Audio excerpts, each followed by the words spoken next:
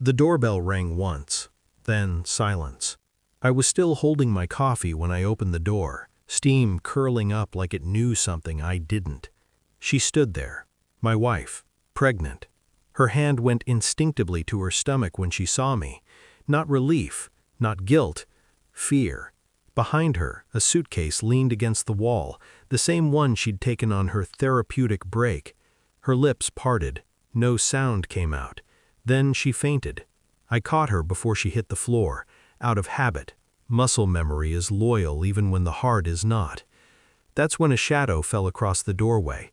A woman stepped forward, young, beautiful, calm. She looked at my unconscious wife, then at me, and smiled. "Surprise?" she said. Something inside me finally clicked into place.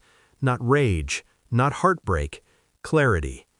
2 weeks earlier, my wife had sat across from me at the kitchen table, fingers interlocked like she was negotiating a ceasefire. "My therapist says distance will help," she'd said, her voice steady, practiced. "A break," she added. 2 weeks.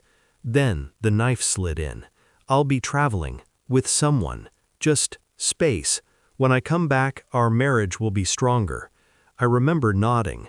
I remember calculating. She kissed my cheek before leaving. Her perfume lingered too long, a farewell designed to confuse. That night, I didn't sleep. I replayed every missed call, every late meeting, every time she'd turned her phone face down. I didn't confront her. Confrontation is for people who need answers. I needed confirmation. I moved quietly, silently, phone records first, then shared cloud accounts she forgot existed. A second phone, a hotel receipt, a man whose name appeared too often to be coincidence.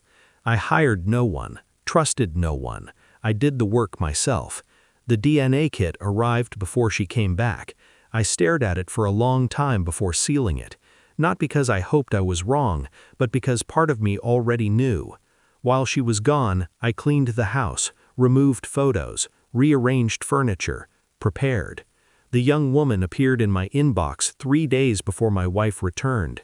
"We need to talk." She didn't know who I was yet, but she knew who my wife was. We met once, coffee, neutral ground. She told me everything, about the therapist-approved affair, about the promise that my wife would leave me once things settled, about the baby. And then she told me the part my wife didn't know. She told him the baby was his, the woman said softly. But it's not. I felt nothing. I was already 3 moves ahead.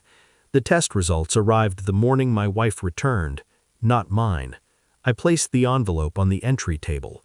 When she woke up on the couch later, confused, pale, terrified, she saw it. I didn't raise my voice. I didn't ask questions. I handed her the paper. She read it once, then again. Her breath fractured. "It's not yours," she whispered. "I can explain." "I know," I said. That was when the young woman stepped into view. My wife screamed, not loudly, but completely. The truth unraveled fast after that. The baby wasn't the lover's, it wasn't mine. It belonged to a third man, a mistake she'd hidden inside a lie wrapped in therapy language. The young woman wasn't the mistress, she was the lover's sister, and my lawyer. She watched as my wife collapsed into sobs, words tangling, reality finally refusing to bend. I said nothing. Some people think revenge is about destruction. It's not. It's about precision. I slid divorce papers across the table, custody irrelevant, trust extinct.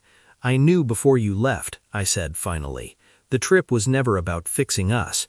She looked up, eyes hollow. "It was about you not being here when everything fell apart." They left together, not as allies, not as enemies, just 2 people who no longer mattered. I stood alone in the doorway long after the echo of footsteps faded. I didn't feel victorious. I felt clean. Some betrayals don't break you, they clarify you.